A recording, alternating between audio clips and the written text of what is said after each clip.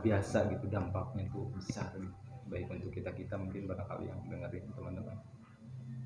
Ada nggak? Apa ya? Banyak sih kalau kita mau bahas Rasul itu ya.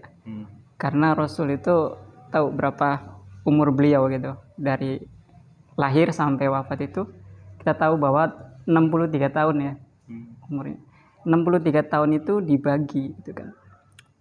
Masanya, masa persiapan Rasul itu ternyata lebih lama daripada masa tugasnya. Masa persiapannya yang lebih lama daripada masa tugas. Entah. Ternyata Rasul itu diangkat pada umur 40 tahun. Betul ya. Sedangkan masa tugasnya hanya 23 tahun. Dan 23 tahun pun itu dibagi menjadi dua. Antara di Fatu Mekah, di Mekah, maaf. Di Mekah itu ada namanya ayatnya. Ayat-ayatnya namanya ayat-ayat Makkiyah gitu. Kalau di Madinah kan Madani. Di Mekah ini 13 tahun itu dakwahnya. Dakwah 13 tahun gitu kan.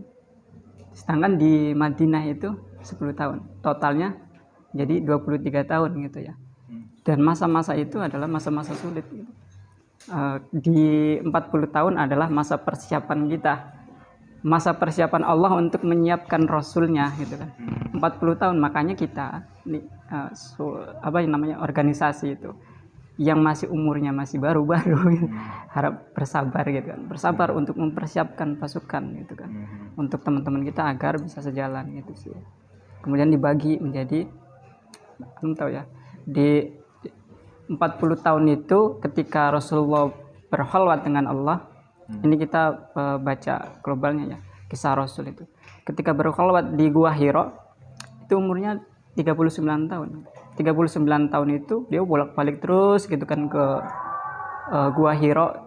Itu karena apa? Karena melihat situasi dan kondisi di Mekah itu ternyata nggak karuan gitu kan. Ternyata bobrok gitu masyarakatnya gitu kan.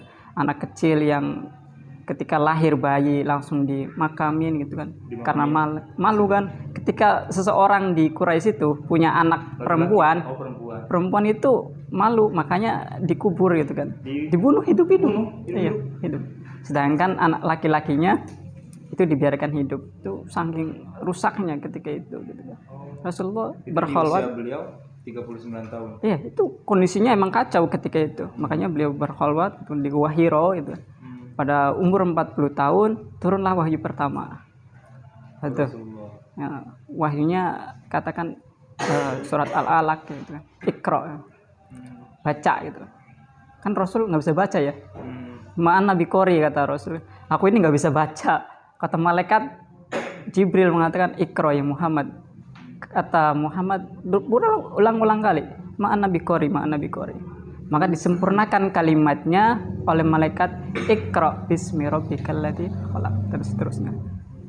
Bacalah Muhammad dengan menyebut nama Allah, nama Rabbmu. Seolah-olah kalau kita mengandalkan Allah, hal yang mustahil itu bisa gampang gitu. Ketika kita melibatkan nama Allah gitu. Kan Nabi Muhammad itu kan kita tahu ummi gitu kan. Tidak bisa baca dan tulis kan gitu ya. Dan itu bukan suatu aib di zaman itu gitu. Kalau sekarang Rasulullah emang menganjurkan kita ini untuk pandai gitu baca tulis gitu. Tapi ketika masa itu luar biasa. Orang yang bisa baca tulis itu sedikit. Salah satunya adalah Abu Jahal atau Abu Hakam. Abu Hakam itu disebut oleh kaumnya Abu Hakam, bapaknya hukum. Beliau yang membuat hukum di Quraisy. Beliau itu luar biasa. Abu Jahal. Makanya disebut Abu Hakam. Sedangkan yang lain itu rata-rata umi, tidak bisa baca dan tulis gitu. Maka diangkat oleh Rasul, diangkat menjadi nabi di umur 40 tahun. Ya kan ayat-ayat pertama yang pertama kali turun itu tadi Al-Alaq, Al-Qalam, kemudian Al-Mudasyir, ya ayyuhal mudasyir qum fa'anzir. Itu baru resmi diangkat menjadi seorang rasul. Kayak orang yang berselimut gitu. Bangun yang gitu. Ketakutan itu yang Rasulullah kan ketika dapat wahyu itu beliau tuh sangat ketakutan karena nggak pernah lihat makhluk yang begitu besar. Makanya datang ke Bunda Khadijah sambil nih selimuti ketika selimuti datang lagi itu yang kisahnya turun. yang emang viral yang apa namanya ketika melihat Bunda Khadijah itu beliau setengah kegelisahan. Iya betul, itu ciri-ciri orang wanita soleha itu seperti itu. Ketika suami pulang ketakutan, ya dalam keadaan apapun, ketika gundah gulana itu pulang melihat istri itu tenang.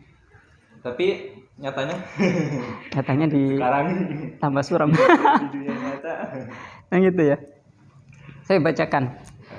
Rasul itu bisa nggak kita ngikutin Rasul?